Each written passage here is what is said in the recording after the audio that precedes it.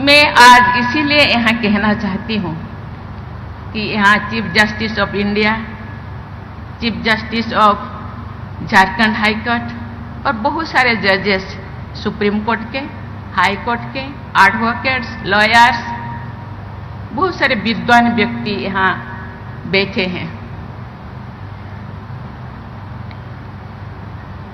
बहुत सारे cases high court में फाइनल होता है, बहुत सारे केसेस सुप्रीम कोर्ट में वर्डिक्ट लेके जाते हैं। जो केस जिनके फेवर में है, जो पॉजिटिव है, वो नाचते हैं, गाते हैं। 5 साल के बाद, 10 साल के बाद, 20 साल के बाद, चलिए देर है लेकिन अंधेरा नहीं, इसीलिए वो खुश होते हैं। लेकिन उनका खुशी कुछ दिन में ही वो गायब हो जाता है, क्योंकि जिसके लिए वो खुश होते थे वो उनको मिलता नहीं। जिसके लिए इतने दिनों से समय, रुपया बर्बाद किए, कितने रात में ही सोए इंतजार में, वो आज मिला, इसीलिए वो खुशी है।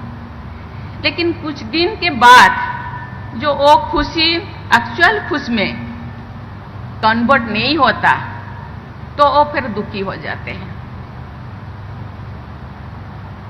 मैं एक छोटी सी गांव में से आई हूँ, वहाँ एक छोटी सी मेंबर में थी फैमिली काउंसलिंग सेंटर के। हम क्या करते थे, कुछ केसेस फाइनल होने के बाद हम रिविजिट करते थे। वो जो केस हम फाइनल किए एक्चुअली वो ठीक ठाक है कि नहीं, वो फैमिली वो कैसे रहते हैं, क्या करते हैं, ठीक ठाक है, मुझे पता नहीं। ये जो प्रोविजन है कि नहीं। बहुत सारे लोग मेरे पास आते हैं, अपने वर्डिक्ट लेके आते हैं, मैडम मैं तो केस तो जीत गया, लेकिन मुझे जो मिलना चाहिए, जो जस्टिस मिलना चाहिए, मुझे नहीं मिल रहा है। मुझे पता नहीं उसका कुछ रास्ता है कि नहीं। मैं अभी चंद्रचूड़ साहब से, चीफ जस्टिस से मैं बातें करती थी, उन्होंने बोले हाँ ऐसे केसेस है। बहुत सारे लोगों को पता नहीं, उन्होंने बोले कंटेम्प्ट केस कर सकते हैं, लेकिन बहुत सारे लोगों को पता नहीं। कंटेम्प्ट केस करने के बाद फिर शुरू से मुझे फिर वही दोहराना पड़ेगा, वही मुझे फिर 20 साल जाना पड़ेगा, फिर 7 साल मुझे इंतजार करना पड़ेगा, फिर मुझे 10 साल इंतजार करना पड़ेगा। मुझे पता नहीं उसका कुछ रास्ता है कि नहीं। आप सब जजेस बैठे हैं, चीफ जस्टिस ऑफ इंडिया बैठे हैं, chief justice of high court बैठे हैं, मुझे पता नहीं उसका रास्ता है कि नहीं।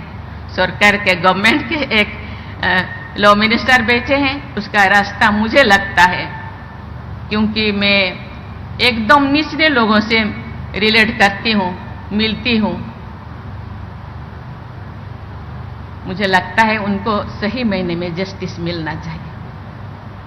ये रिस्पॉन्सिबिलिटी आपका है। मुझे लगता है इसका रास्ता जरूर होगा। नियम हम बनाते हैं, नहीं है तो बनाना चाहिए थोड़ा। उनको तो न्याय मिलना चाहिए, क्योंकि बहुत सारे लोग मेरे पास, मैं भेजूंगी चीफ जस्टिस ऑफ इंडिया को, मेरे पास तो पहुंच नहीं पाते अभी। पहले तो पहुंच पाते थे, लेकिन मैं भेज देती थी, वो कहाँ गायब हो जाता था मुझे पता नहीं।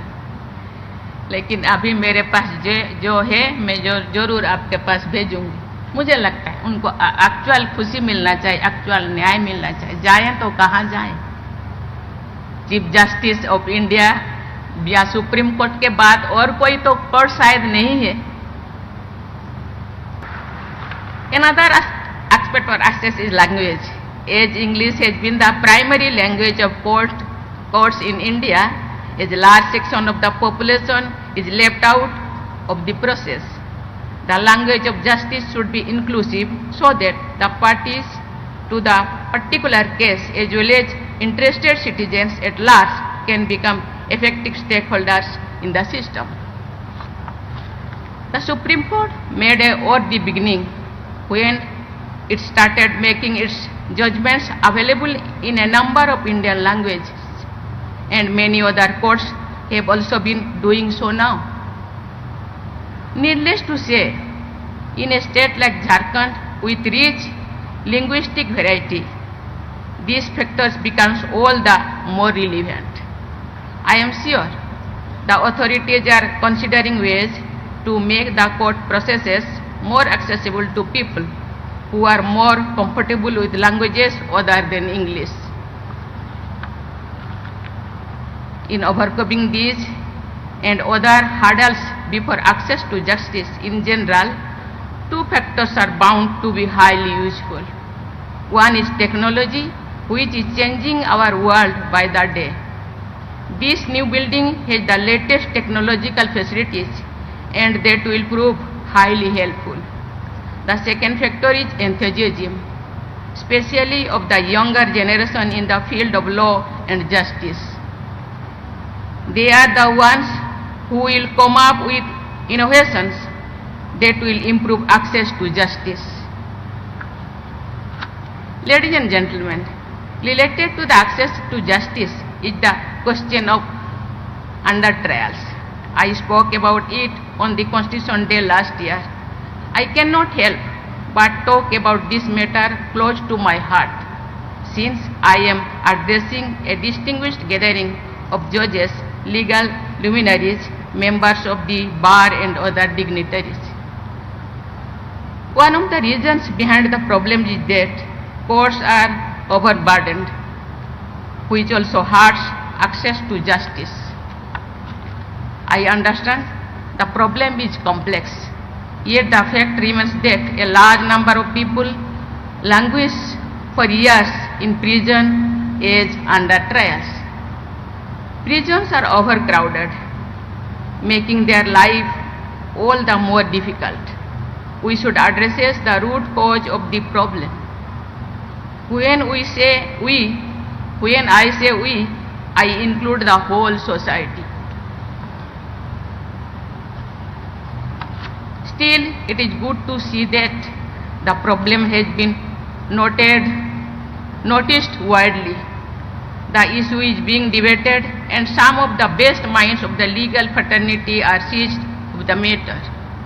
I am glad to note that several steps have been taken to make justice delivery system more accessible and inclusive, especially for women of different segments of the Indian society. I am confident that together we will soon be able to find a way out.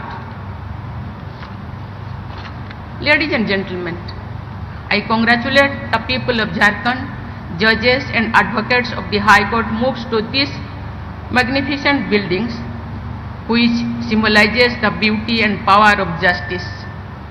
I am confident that this new building will bring with it a new energy, and the judges, lawyers and administrative staffs will perform their duties with greater dedication, commitment and efficiency. Before I conclude, I say something.